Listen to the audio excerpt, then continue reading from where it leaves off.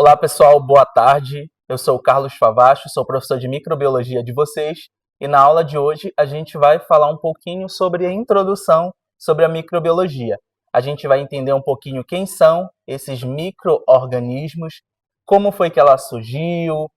Então a gente vai tentar dar um pouquinho do contexto histórico e, sem mais delongas, vamos continuar a nossa aula.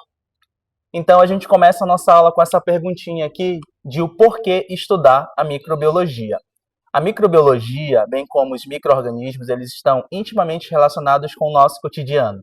A gente encontra, por exemplo, micro-organismo na alimentação, a gente encontra no solo, a gente encontra em medicações, medicamentos, enfim. Então, é algo que está intimamente relacionado entre a gente, certo? Então, os micro-organismos, eles são essenciais para a saúde, para a indústria, principalmente alimentícia, para o meio ambiente, até porque eles podem atuar na reciclagem dos nutrientes, né? Deixando disponível a matéria orgânica / inorgânica para outros organismos e principalmente para a ciência, para o avanço de medicamentos, de tecnologias, dentre outras coisas. E aí eu coloco esse dado aqui que fala que cerca de 50% da biomassa do planeta é composta principalmente por micro-organismos. Então, esse dado nos mostra que os micro-organismos estão intimamente presentes no nosso cotidiano. E o restante, né, desses 50% seriam distribuídos principalmente entre plantas e animais. Então, a gente encontra, por exemplo, micro-organismos, associados a plantas, que vão permitir com que essas plantas consigam assimilar mais nutrientes, que elas possam crescer numa relação, por exemplo, de mutualismo. E aí esses micro-organismos eles vão ser principalmente importantes para a sobrevivência de nós, seres humanos, até porque a gente consegue produzir alimentação através deles, para as plantas, como eu falei anteriormente, através da assimilação de nutrientes, e os animais. Os micro-organismos eles são importantes também para a área da saúde, porque eles podem ocasionar doenças em nós, seres humanos, né? Então, essas infecções elas podem ser primárias ou secundárias, e a gente também tem alguns micro-organismos atuando nesse processo aí para tratamento, de fato, dessas infecções. Eles ajudam na reciclagem de resíduos, que a gente falou anteriormente, produção de antibióticos, vitaminas e outras substâncias que podem ser utilizadas por nós, seres humanos, ou por outros animais, na indústria alimentícia, combustível, engenharia genética e etc. Então, só com esse aparato geral aqui, a gente consegue perceber que os micro-organismos eles são bastante importantes para o mundo como um todo, né? Não somente para nós, seres humanos, mas para todos os animais. E aí, se a gente for olhar na etimologia da palavra, microbiologia vem micros, que significa pequeno, bio, que significa vida, e logo ciência. Então, logo, né, a microbiologia seria a ciência responsável por estudar esses organismos bem pequenininhos em si. Então, ela é classificada, ela é definida como uma área da ciência que dedica-se ao estudo de organismos que somente podem ser visualizados através do microscópio. Assim, a microbiologia vai envolver estudos de organismos procariotos, que seriam as bactérias e as arcobactérias, os eucariotos, que vão englobar as algas, os protozoários, os fungos e os animais, e também os seres acelulares, que são os vírus.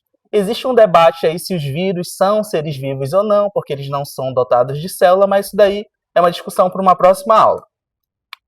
E aí vocês podem estar se perguntando, professor, mas o que a gente pode estudar na microbiologia? A gente pode estudar bastante coisa, gente. A gente pode estudar desde a classificação, então de que forma esses organismos eles vão serem organizados num sistema de classificação. Quanto à sua estrutura, será se esse micro-organismo ele possui um envelope viral? Será se ele possui um capsídeo? De que forma ele vai atuar no seu, por exemplo, no seu hospedeiro? E como é que se dá a reprodução desse organismo? Será se é do meio de maneira assexuada ou de maneira sexuada? Então, todos esses fatores a gente pode estar estudando para o estudo da microbiologia.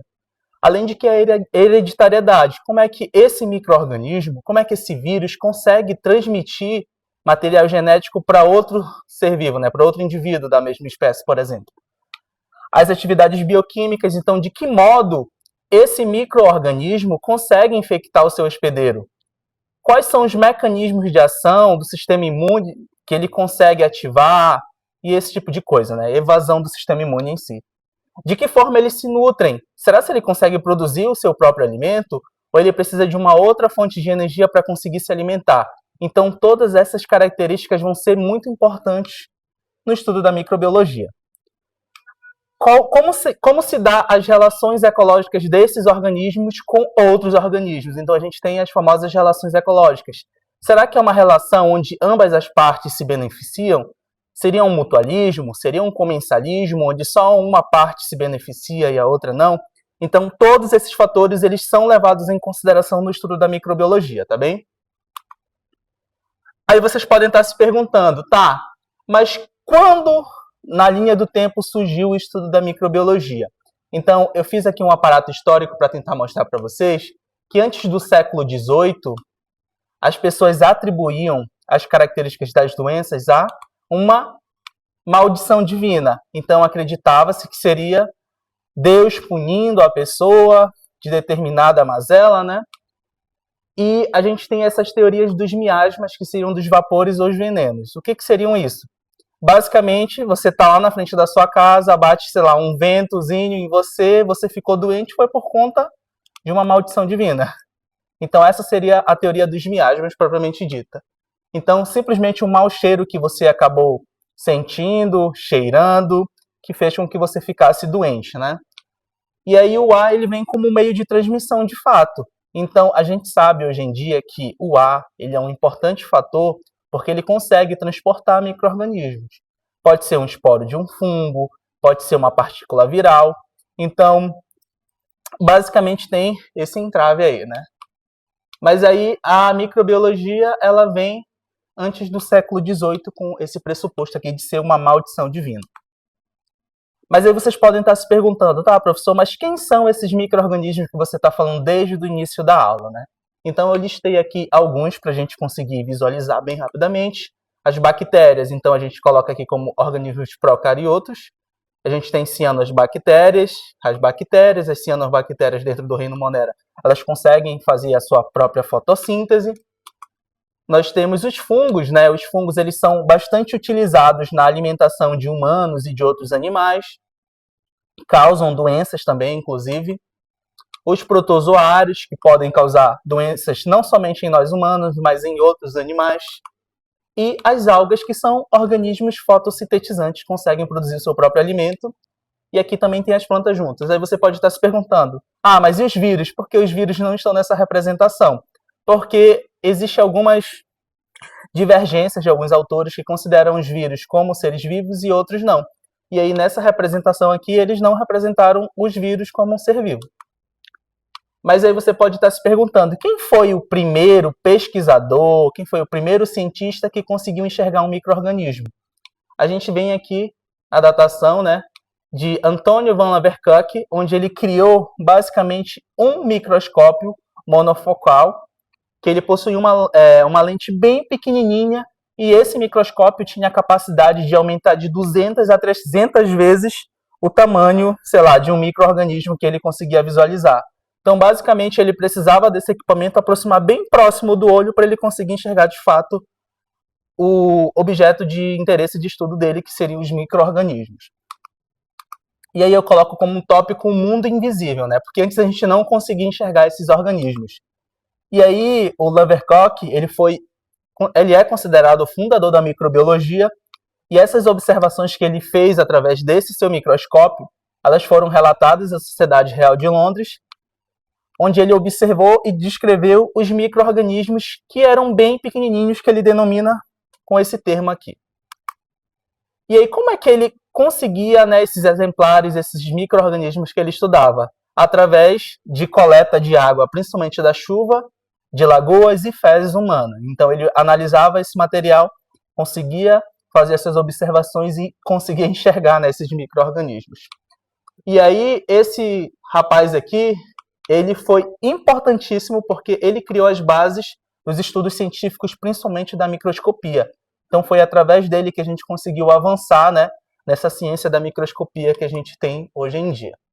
E aí, avançando um pouquinho mais na linha do tempo, a gente tem esse outro cara aqui que é bastante importante. Quem nunca ouviu falar no processo de pasteurização, que seria o processo de eliminação, de fato, de micro-organismos de por exemplo, alguns alimentos. Então, Louis Pasteur, ele foi responsável pela criação dessa teoria, que é a teoria germinal das enfermidades infecciosas. Através dessa teoria, ele conseguiu, por exemplo, derrubar a teoria da geração espontânea, que se acreditava que qualquer ser inanimado poderia dar origem, por exemplo, a um ser vivo. E aí ele cria esse experimento aqui que no ensino médio a gente estuda bastante, principalmente, né, para fazer o Enem, onde ele pega um tubo de ensaio, ele aquece uma substância, um caldo nutritivo. Nessa substância, se tivesse algum micro-organismo, o que aconteceria? Quando aquecido, esses micro-organismos morreriam. Só que, é claro, se ele deixasse essa substância aberta, né, esse frasco aberto, os micro-organismos que estavam presentes no ar conseguiriam entrar dentro desse frasco e, por exemplo, se multiplicarem e, enfim, o pessoal que era a favor da teoria, né, da geração espontânea diria que esse caldo aqui que foi responsável por gerar esses organismos. Então ele foi bem perspicaz, porque ele criou esse pescoço aqui de cisne, como a gente comumente chama, né, que é um pescoço um pescoço já é um frasco de vidro, enfim, ele fez como uma tubulação. E aí, quando aquecido, ele liberava alguns vapores que impediu, por exemplo, que micro-organismos conseguissem acessar esse caldo nutritivo. E aí ele deixou aqui, depois esfriou e tudo mais, e ele percebeu que os micro-organismos não conseguiam acessar o caldo nutritivo. E para derrubar a teoria da biogênese de fato, né, ele quebrou esse pescoço, e aí depois ele percebeu que os micro-organismos eles conseguiram se multiplicar, se replicar, de fato derrubando a teoria da abiogênese, né, da geração espontânea. Louis Pasteur também foi importantíssimo porque ele foi o primeiro cientista que conseguiu criar uma vacina antirrábica. Então, esse marco aqui é bem importante para ele, e o processo de pasteurização que a gente conhece hoje em dia foi criado graças a ele. Avançando mais um pouquinho, a gente tem esse outro rapaz aqui que foi bem importante, que foi o Robert Koch. Foi ele que descobriu a etiologia do anthrax, então foi ele que foi responsável, por exemplo, por isolar a bactéria que causava a tuberculose. Ele isolou, desenvolveu também um primeiro tratamento contra a tuberculose. Então esse autor aqui foi muito importante para o avanço, né, da medicina, porque ele revolucionou a medicina para o diagnóstico e o tratamento de doenças, além de ter aumentado, né, a expectativa de vida de diversas pessoas em décadas. Então a gente tem alguns postulados de Koch que são bastante importantes serem citados, é que esses micro-organismos devem estar presentes em todos os casos de doença. Não tem como uma pessoa ter tuberculose se ela não teve contato com o agente causador da tuberculose. Então isso é meio óbvio. Os micro-organismos devem ser isolados em cultura pura no laboratório. Então, se você quer que esses organismos se multipliquem, se você deixa essa colônia viável, você precisa usar uma cultura dentro do laboratório, né? Os mesmos sintomas devem surgir se o micro-organismo for inoculado em um hospedeiro saudável e suscetível. O que isso quer dizer? Se um hospedeiro que está doente está com os sintomas da doença, um hospedeiro que eu digo, entendo, um humano está com a doença e o outro está bem de saúde. Se ele for inoculado, isto é, entrar em contato com essa pessoa que está doente, a ideia é que essa pessoa que estava boa, ela fique doente com a doença em si. Então, é basicamente isso que quer dizer, tá? E aí, basicamente, para a gente concluir, a gente observa que os primeiros micro-organismos foram observados através da microscopia, depois eles foram cultivados em laboratório, como os postulados de Koch, que a gente viu anteriormente, e hoje eles são identificados também por técnicas mais avançadas, que seriam as técnicas moleculares de sequenciamento e a metagenômica. Então, que eu coloquei algumas imagens para tentar ilustrar esse processo para vocês.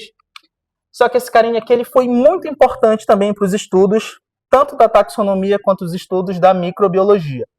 Porque o Cal, ele basicamente utilizou o DNA, porque o DNA, segundo ele, pode ser considerado um fóssil vivo, e ele fez uma classificação dos micro-organismos baseado em aspectos evolutivos, ou seja, ele utiliza a filogenia, que é bastante importante, né, para a gente tentar entender o grau de parentesco entre os organismos, onde ele faz comparação das sequências de genes que codificam o RNA. E aí Cal ele foi importante porque ele cria, né, essa classificação onde subdivide os seres vivos em 3 domínios, que seriam o domínio Archaea, Bactéria e Eucária, que a gente conhece hoje em dia. Então aqui a gente tem essa representação dessa árvore filogenética proposta por Cal, né, onde a gente teria as bactérias em azul, as árqueas em vermelho, e o domínio Eucária, que é onde os animais estão incluídos, os fungos, os protozoários e etc. E aqui só para mostrar um pouquinho mais dessa representação. E falando um pouquinho sobre as exigências nutricionais. A gente tem organismos que são autótrofos e heterótrofos. Vocês já estão cansados de escutar esse termo. Os organismos autótrofos são aqueles que conseguem produzir o seu próprio alimento. E os heterótrofos, eles precisam de uma outra fonte para conseguir produzir a sua alimentação, né? Então, a maioria das espécies bacterianas que possuem o interesse médico apresentam nutrição do tipo heterotrófica. Elas não conseguem produzir o seu próprio alimento. E só para finalizar aqui, falando um pouquinho sobre as aplicações e os impactos da microbiologia. Na saúde, os micro-organismos eles podem ser utilizados para o criamento, né, para o tratamento, usando vacinas, antibióticos e probióticos. Na indústria, pode ser utilizado na confecção de bebidas. A gente tem aquela famosa bebida, né, que tem lactobacilos. Alimentos, cosméticos, alimentos. A gente pode citar, por exemplo, o queijo. Tem gente que se alimenta de fungo, né? No caso, os cogumelos. No ambiente, esses micro-organismos podem estar ajudando na reciclagem desses nutrientes, na decomposição da matéria orgânica. E na pesquisa, no avanço da engenharia, né? Principalmente genética e do microbioma humano. Aqui é uma imagem para tentar mostrar que esses micro-organismos eles vivem basicamente em toda a parte do nosso planeta. Então, desde ambientes que têm altas temperaturas, onde a gente pode encontrar em fissuras hidrotermais, né? Na nuvem, então, bem frio, ó, no Monte Everest. Em comida, no cérebro humano. Então, os micro-organismos, de fato, eles estão em toda a parte. Falando rapidamente de algum desses micro-organismos, algumas características, falando sobre as bactérias. As bactérias são organismos unicelulares, procariontes que não possuem núcleo celular ou organelas membranares. Então, como exemplo, eu coloquei uma imagem aqui de Escherichia coli. E em relação à sua morfologia, essas bactérias elas podem serem representadas de diferentes formas, né? Cocos, bacilos ou bastonetes, víbrios ou espiroqueta. Cada uma dessas formas vão estar intimamente relacionada a um grupo específico, a um gênero, como vocês podem ver aqui. Rapidamente falando sobre os fungos. Os fungos eles são seres eucariotos, diferente das bactérias que são procariotos. Eles vão possuir uma parede celular rígida, eles não possuem clorofila, então eles não conseguem produzir seu próprio alimento e absorvem nutrientes. Como exemplo, eu coloquei esse fungo aqui multicelular, que é um aspergilo, que é bastante comum no ar, né, que a gente respira. E essa outra espécie aqui, que é Saccharomyces cerevisiae, que é uma levedura que é utilizada principalmente na fabricação de bebidas, tá?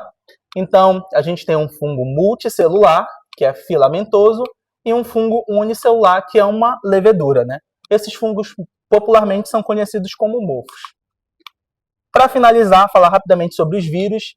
O vírus é uma minúscula partícula infecciosa que só pode se reproduzir se infectar uma célula hospedeira. Então, com isso a gente conclui que o fungo é um organismo parasita, né, intracelular obrigatório. Então, aqui é a carinha do vírus, né? Então, basicamente, ele vai possuir uma cápsula proteica, que é chamada de capsídeo. Essa cápsula vai proteger o seu material genético, que pode ser DNA ou RNA. E ele pode também ter essa membrana mais externa, que é denominada de envelope. E não são todos os vírus que vão possuir esse envelope, beleza? Em relação ao capsídeo viral, ele pode ter diversas formas, e eu estou colocando essas 3 aqui para representar para vocês. E, para finalizar, eu tenho essa pergunta para vocês aqui. Se os micro-organismos desaparecessem hoje, quanto tempo a vida sobreviveria na Terra? Então, essa pergunta é para vocês refletirem um pouco para a gente responder na próxima aula. E, para a próxima aula, a gente vai discutir esses tópicos aqui, a diferença entre as células procariotas e eucariotas, a estrutura das células bacterianas, então a gente vai abordar todas essas características aqui, bem como a morfologia de maneira mais aprofundada, e as estruturas dos fungos, dos protozoários e as algas microscópicas. Então, pessoal, basicamente era isso que eu queria trazer para vocês na aula de hoje. É uma aula bastante introdutória. Espero que vocês tenham gostado. E se vocês gostaram, é isso. Tchau!